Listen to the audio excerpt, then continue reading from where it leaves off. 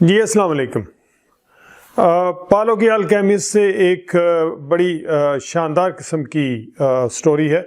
پالو کی خوبی یہ ہے کہ وہ زندگی کی جو خوبصورتی ہے اس کو بھی بیان کرتا ہے اور اس کی سیکرٹس جو ہے اس کو کچھ حوالوں سے بیان کر رہا ہوتا ہے۔ ایک دکاندار ہے، یا آپ یوں سمجھ لیجئے کہ ایک کاروباری آدمی ہے جس کا بیٹا جو ہے وہ جوان ہو رہا ہے اور وہ چاہ رہا ہے کہ اس کو اب اپنا کاروبار سونپا جائے۔ تو اس کے لیے اس کو فکر یہ ہے کہ یہ پتہ نہیں اس کو سنبھال سکے گا کہ نہیں۔ تو وہ اپنے بچے کو یہ کہتا ہے کہ فلاں پہاڑ کی چوٹی کے اوپر دنیا کا سب سے عقل مند آدمی رہتا ہے، تم اس سے عقل سیکھ کے آؤ پہلے۔ تو اس کا بیٹا جو ہے وہ چل پڑتا ہے، جنگلوں میں سے اور پہاڑوں میں سے چلتا رہتا ہے، اور 40 دن کے بعد وہ ایک پہاڑ کی ایسی چوٹی پہ پہنچ جاتا ہے جہاں پر وہ جو عقل مند آدمی ہے وہ رہتا ہے۔ اس کا خیال یہ ہوتا ہے کہ یہ کسی جھونپڑی میں رہتا ہوگا اور بالکل فقیرانہ انداز ہوگا اس کا، لیکن وہ یہ دیکھ کے بہت حیران ہو جاتا ہے کہ چوٹی کے اوپر ایک محل نما قلعہ بنا ہوا ہے اور اس کے اندر وہ عقل مند آدمی جو ہے وہ رہتا ہے، جو دنیا کا سب سے عقل مند آدمی سمجھا جاتا ہے۔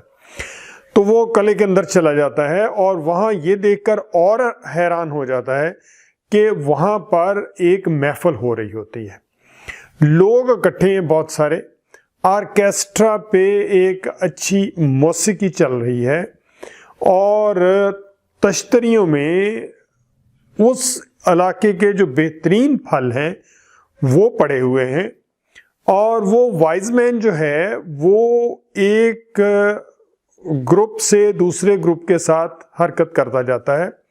کچھ لوگ آتے جاتے ہیں، کچھ لوگ جا رہے ہیں، کچھ عقل سیکھنے کے لیے آ رہے ہیں، تو ایک پورا انوائرمنٹ ہے۔ اس لڑکے کی جو باری ہے وہ 2 گھنٹے بعد آئی، تو 2 گھنٹے بعد وہ عقل مند آدمی جو ہے، the wisest of the wise in the world، وہ اس کے پاس پہنچتا ہے اور پوچھتا ہے کہ کس لیے آئے ہو؟ تو یہ بیان کرتا ہے کہ میرے فادر نے مجھے بھیجا ہے کہ آپ وہاں سے عقل سیکھ کے آئیں، کیونکہ آپ کو سمجھا جاتا ہے کہ آپ دنیا کے سب سے عقل مند آدمی ہیں۔ تو اس نے کہا یہ تو ٹھیک ہے، لیکن کیا تم نے میرا گھر دیکھا ہے؟ اس نے کہا نہیں۔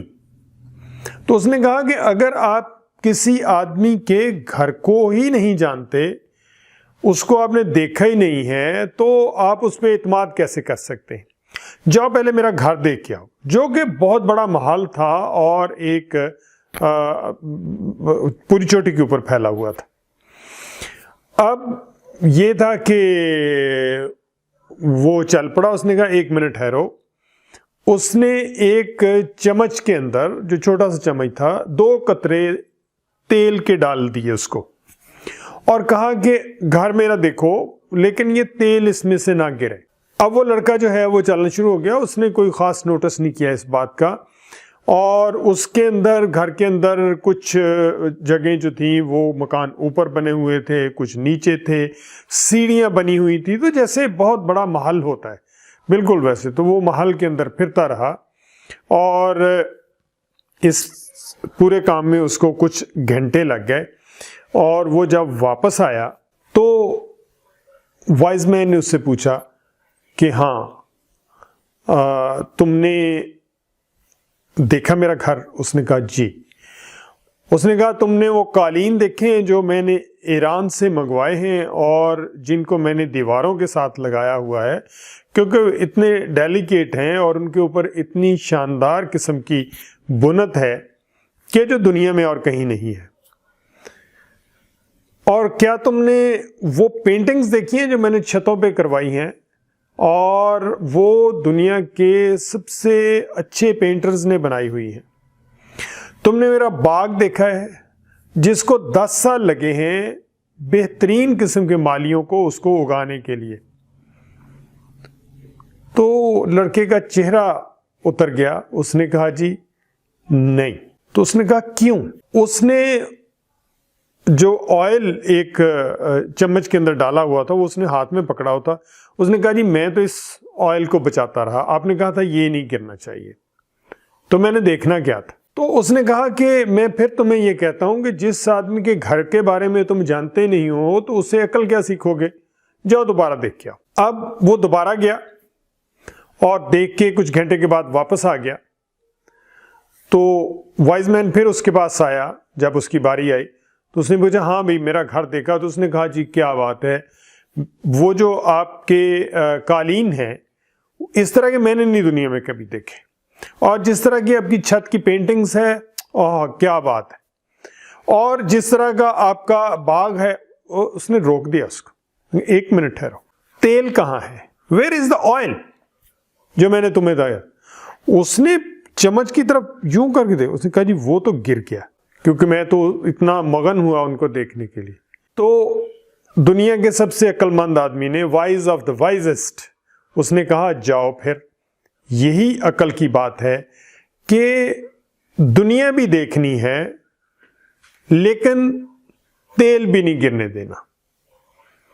آپ نے فقیر ہو کے نہیں رہ جانا, دنیا گزارنی ہے, لیکن جہاں پر آپ کو لگے کہ لمٹس جو ہیں وہ کراس ہو رہی ہیں تو اس سے بچنا ہے.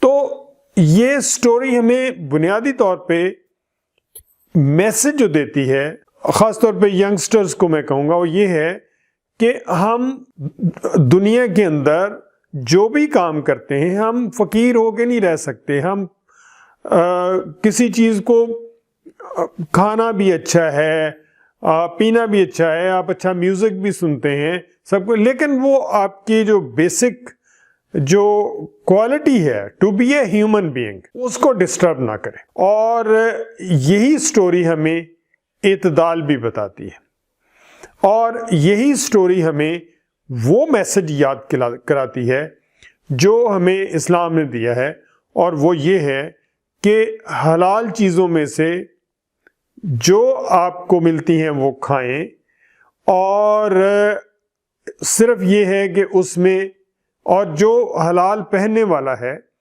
وہ آپ پہنیں, لیکن اس میں اسراف نہیں ہونا چاہیے, اس میں تکبر نہیں ہونا چاہیے, اس میں دکھاوا نہیں ہونا چاہیے.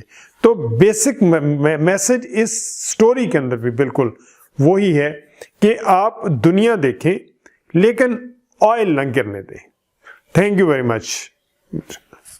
اپنا خیال رکھیے گا, اور اگر آپ کو یہ ویڈیوز پسند آ رہی ہیں تو لائک اور شیئر تو ظاہر ہے آپ کریں گے, اور چینل کو اگر آپ نے سبسکرائب نہیں کیا تو وہ بھی کر لیجئے.